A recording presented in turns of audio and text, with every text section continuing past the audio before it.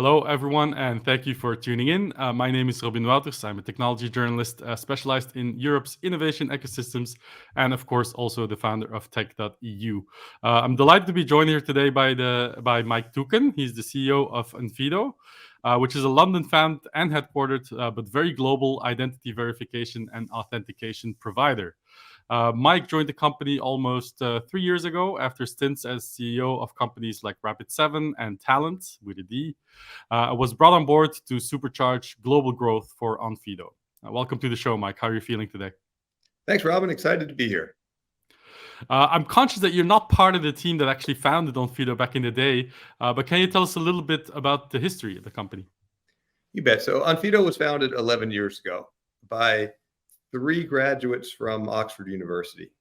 And the observation they made was driven by one of the founders' personal experiences. His family had immigrated from Iran. And what they found when they got here was that they couldn't open a bank account, which meant that without a bank account, they couldn't rent an apartment. And they felt like they were trapped because they were a classic so-called thin file. They didn't have a record in one of the credit databases. And so he felt like there was a real need for solving the identity problem. If people could prove who they were, then they should be able to get access to all of the financial world and all of the rest of the services as the world increasingly moved to online. That proved to be a really visionary bet.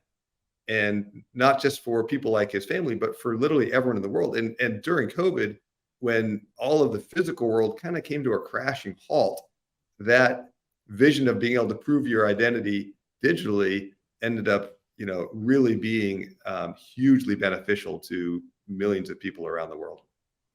And can you tell us where the company stands today? Like fast forwarding 11 years, where is Onfido at today? Onfido is well over 100 million US in revenue. We are multinational. We've got people in the UK, in the EU, in the US, in Canada, in all around Asia. And so we have somewhere around 600 people around the world, and we have over 1,100 customers. So that vision 11 years ago has proven to be a large and sustainable opportunity to really solve a significant problem for our customers. Fantastic. Who are these customers? What's the typical customer on Onfido? Well, we have a lot of very well-known customers, particularly here in the UK, because in the UK, we're very well known for solving this problem. So companies like Barclays, HSBC, Revolut, so both for traditional banks and new challengers, payments companies like Lemonway and MangoPay, insurance, and so on. So I'd say it's a whole lot of depth in financial services, but also in areas like gaming, with companies like FanDuel, in transportation, with car rental and delivery companies, and so on. And so it's a broadening set of scenarios where people just need to prove who they are to get access to these kind of services. Yeah, and how can those customers integrate the technology? Is it a SaaS solution? Is it on-premise? How does it work? We're fully SaaS, and companies these days tend to be building smartphone apps, and so we have an SDK that's available in Android and Apple, and a web version as well. And you can integrate it into a desktop, web app if you want to, and certainly into the mobile app specifically. And if all else fails, you can connect to us directly through an API gateway. And so it gives a range of integration options. Customers tend to be integrated, very quickly, in a day or two, or at most a week or two. Bigger companies, the gating factor is not integrating with us. It's completing their own application or their application update. But the integration process with us tends to go very quickly. Gotcha. Now, when you go to the Onfido website, you go to the About Us section. The first line is Onfido's mission is to make digital identity simple for everyone. Now, we all know that identity verification and authentication is by no means a simple thing to do. So how difficult is it to make it straightforward for your customers and end users? Well, the problem that a lot of our customers have is that it's a what I call a balkanized world where there's a whole lot of different things that they need to bring to bear to solve the problem because it's a complex problem. The amount of the sophistication and effort in the fraudsters is increasing every year, and so the things that you need to do to combat that get more and more complex every year. So many of our customers are using a dozen or 2 dozen different technologies that they all need to wire together to solve this problem. And we look at that and say, "Wow, that's really complex. That's really hard to manage." And if we can solve that in a much more coherent way with an onboarding platform that allows customers to, build a customized journey based on what they need to do in each country or for different types of customers that come in, that will be a much more streamlined way for them to solve the problem and ultimately much more manageable with higher performance. So it's kind of a win-win-win. And that's been I think, a very successful initiative on our side. Yeah, clearly. Now, I've seen a couple of mentions of Onfido incorporating artificial intelligence technology into its products. How does that work? Well, what's going on right now in the identity world is more or less, you can think of it as a battle of the bots or an AI versus AI battle, because all of the fraudsters are increasingly using AI to create synthetic identities. And in the sort of current theme right now is creating deepfakes of fake biometrics as well. And so you can have an entire identity that's never seen the light of day. There's never a physical card. There's never a physical face, but it's all completely computer generated. And so in that world where you now have sophisticated AI creating these identities, what we do is similarly use AI to combat it. And we do it in a couple of ways. The first is we do it extensive. We create a bunch of deep fakes and synthetic identities ourselves and train our models on that. But you have to be careful in that world that you don't overfit or overtrain, because there are some with some of the current generative AI models. There's some very specific fingerprints they can leave behind. If you rely on that, though, then you can find yourself overfitted to that, detecting just that one type, and you'll miss other types of deepfakes. So we have to make sure we're creating a broad range of deepfakes, so that we're, effectively understanding what's being used in the wild and detecting them there. And this is a very new trend, by the way. It's very fast evolving space. If you were to ask me a year ago, deepfakes were a theoretical thing that people were worried about. Deepfakes are now something that we're seeing every day in the wild. And so this sort of AI versus AI battle is playing out right in front of us every day. Yeah, that sounds like the battle to be fought over multiple years in the near future. But it also means a battle for talent, right? Because all of these bad actors are of course getting more sophisticated. That means you have to hire a lot of talent to be able to combat it.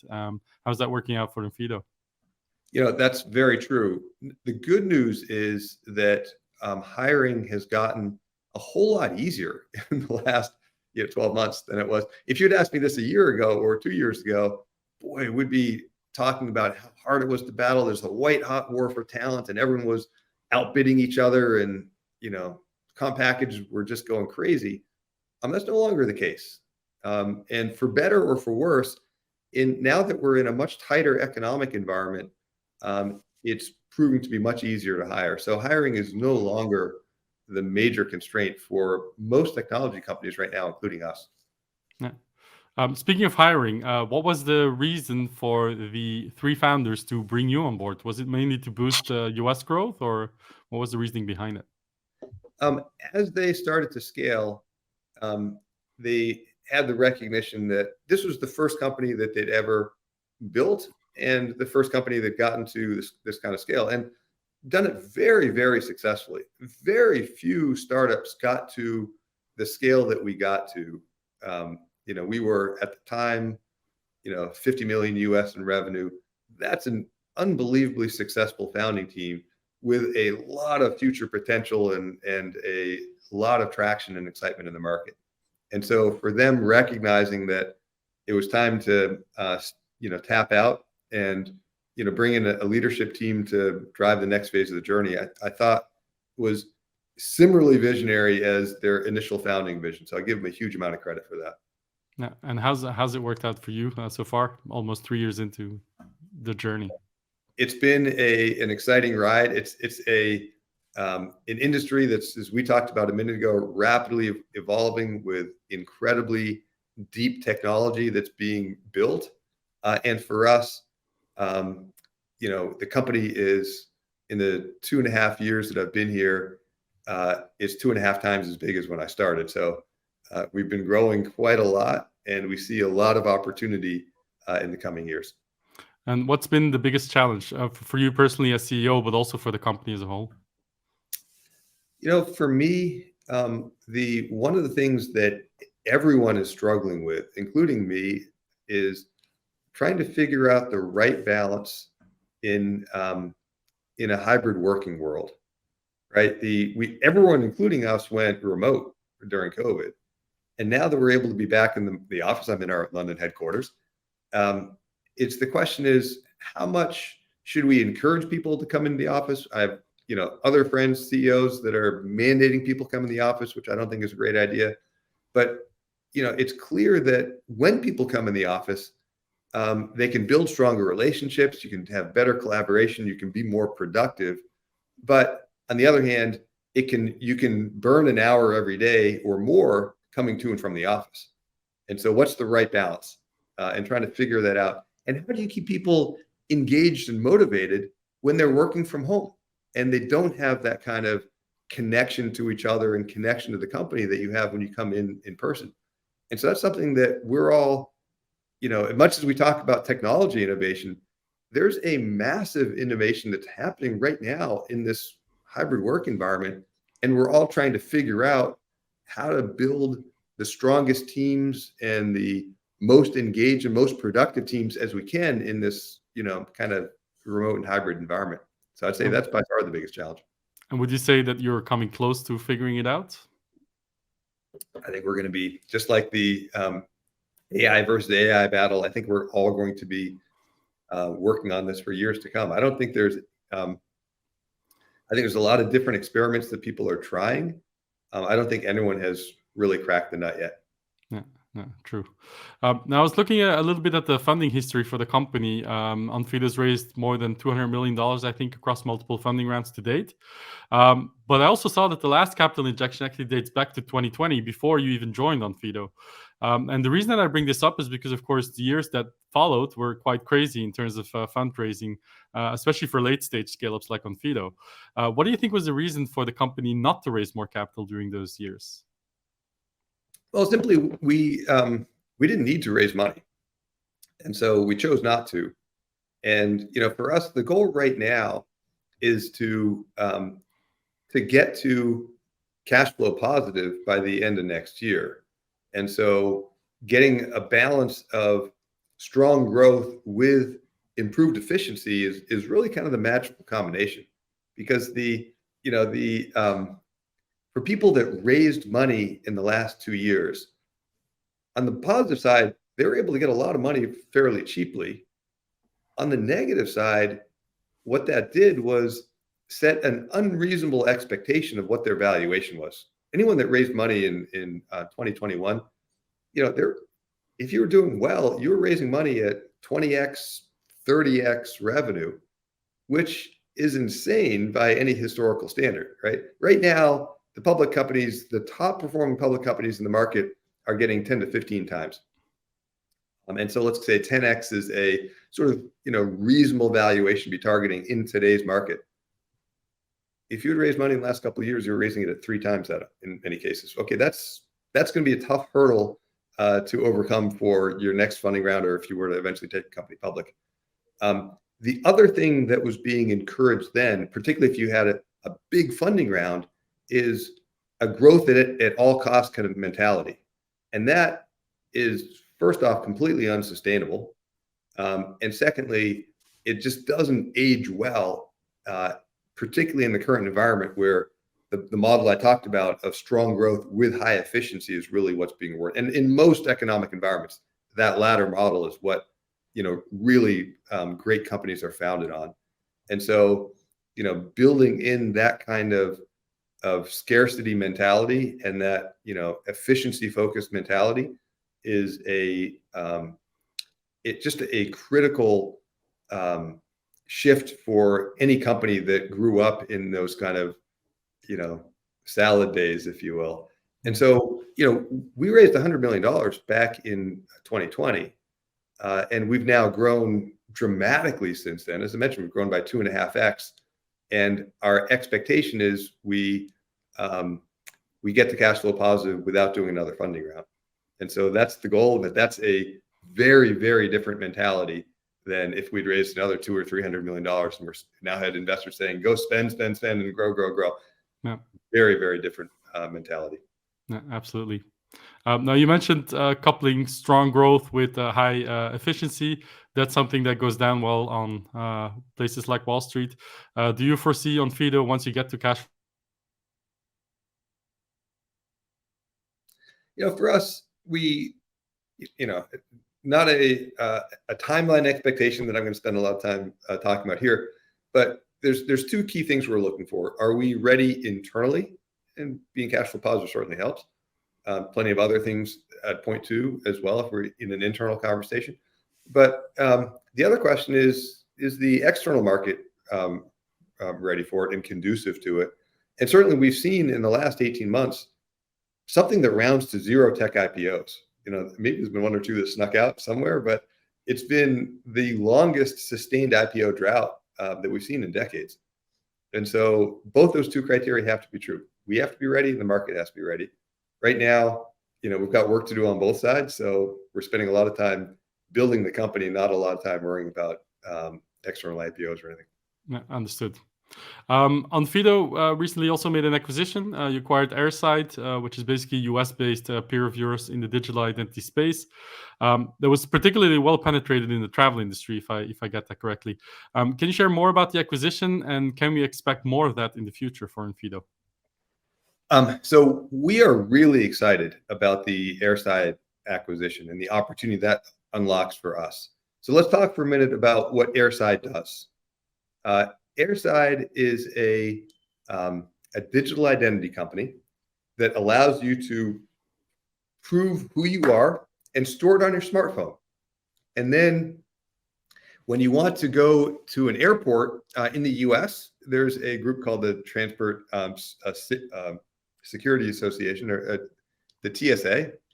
Probably got the word slightly wrong, but what they do is require you to that's the security process that you go through when you go to get into an airport in the US. And so what's unique about Airside is they are approved by the TSA. They have large airline partners that are working with them. So when you sign into an airline like American Airlines, they'll send a link to you saying, would you like to save time when you go through the airport? If so, click here and create your profile and prove your identity using Airside. And then you can use that to streamline your path through the airport. And all I have to do is, rather than pulling out your ID and going through the whole rigmarole, just pull out your smartphone, drop it on the scanner. It reads who you are. You can reconfirm it biometrically, and you're in. It takes just a few seconds, and so it's faster than the next fastest lane by far. So if you were to look at the various ways of speeding your way through security, in busy times, you could spend a half an hour or more in the main security line at the airport. There's a TSA pre-check, which is a faster version of that. In a busy time, that can still be 10 or 15 minutes. This line takes just a couple minutes because each individual person is going through in just a couple seconds. It's much more streamlined, and it's a dedicated line for people using this app. And so it's a far more streamlined and more secure way for you to go through the airport. And that's just the beginning. What we love about that is travel is a very high frequency thing. There's millions of people that travel every year. It's something that people do. People that are travelers travel, every couple of weeks. And so it's something you do over and over and over again. But it's also something that has really high security requirements because there's lives at stake. You're getting on a plane with hundreds of other people. And so that's a really unique and powerful combination because then by proving your identity and storing it on the phone, that gives us now a base of very high confidence identities that you can now reuse in other scenarios. So if you want to then create a bank account, well, you could go through our current process. By the way, let's just kind of trace the history. The old way was you went to the physical branch of the bank and tried to prove who you were to your teller and brought a whole bunch of stuff with you. Okay, thank God we don't need to do that anymore. Now with folks like us, you can do that digitally and with a smartphone and identity document and your own biometrics, and you can prove your way. But it still takes a couple minutes typically. But now once you've done that once and stored it on Airside, you can just share it with one click and say, yes, I'm willing to share this with this bank to create a bank account. Boom, you're in with 100% accuracy, and a couple of clicks, and you're live in seconds. That's such a win-win-win. It's a win for our customers because they get higher pass rates, better efficiencies, better customer experience. It's a win for the end user for all the same reasons. And it's a win for us because as more and more people do it, there's a network effect. So we're really excited about not just the entry point of travel and what it's doing for the travel world, but the opportunity to expand that into a much broader digital identity story. Yep, that sounds like a great fit. But the second part of the question was, do you foresee making more acquisitions like this in the near future? When you do an acquisition like this, you usually take time, and we are taking time to really bring it to market and fully integrate it with the rest of our portfolio. So we're right now don't have anything in sight, but if I look forward into the medium term, for sure, we're always going to be looking at opportunities to continue to grow our portfolio in ways that are faster than we can build it ourselves. Great. Okay. Question not necessarily related to Onfido, but you've been in the software and tech business in the US for quite a long time. You're now actually calling in from the London headquarters of Onfido. Do you have a good grasp on what the European tech ecosystem looks like at all? I've got a medium grasp for it. My last company was actually based in France. Talend was a French company. We ended up taking public in the US, but it was headquartered in Paris. And so through that experience and through Onfido, where many of our customers are, UK and EU fintech startups, I've gotten a somewhat of a grasp of the ecosystem. I wouldn't say I'm an expert, but I would know more than most Americans. Let's put it that way. Sure. I wasn't trying to put you on the spot, but I was just wondering how you sort of rate the UK tech ecosystem and the European one, for that matter, compared to the US. I'd say a couple of things. Number one, in terms of fintech, I think the UK is really world class. I think we have the strongest fintech ecosystem in the world here in the UK. And, companies like Revolut that I mentioned a second ago are perfect examples of that. And we're seeing an increasingly vibrant EU tech ecosystem. If you were to turn the clock back, 10 or 20 years, then almost all of or a huge amount of the tech innovation was being driven out of Silicon Valley in the US. And as that, in the intervening years, now we've seen, that be less and less true. There's still plenty of innovation and a huge amount of talent there in the Bay Area, but we're seeing now more and more parts of the US involved in it, and now more and more parts of Europe. And so I see that, leveling of the playing field being a theme that's going to continue for years to come. I think I don't think Silicon Valley ever loses its place, but it loses its, the difference between number one and everything else is narrowing and will continue to narrow for years to come. Sure. Well, thank you for sharing that observation, and thank you for sharing some insights on Onfido. Hopefully, the next 3 years will be as fruitful as the past 3 years as CEO of the company. What are you looking forward to the most? For us right now, the I am really excited about the transition to digital identity that I mentioned a moment ago with Airside and the opportunity there. I think for us, another thing we would point to is getting to cash flow positive is an incredibly meaningful goal. It's not just talking to the efficiency that we've been able to grow with, but it also means that the analogy I use internally is we've unhooked ourselves from the drug of other people's money. Because when you have capital that's free, you get lazy and you do all kinds of stuff that don't actually make economic sense, and you get hooked on that drug. And so being able to unhook yourself from that and pave your own path where you've now put control of your destiny in your own hands is just such a critical turning point for the company. I've done that in my last couple of companies and look forward to doing that here. Fantastic. I think that's a refreshing take after all the fraud that we've seen in the last 3 years in particular. Mike, thank you so much for taking the time to call in from the London HQ, and I wish you all the best with your role at Onfido. Thank you, Robin. Look forward Cheers. to talking in the future as well. Likewise. Cheers. Bye-bye.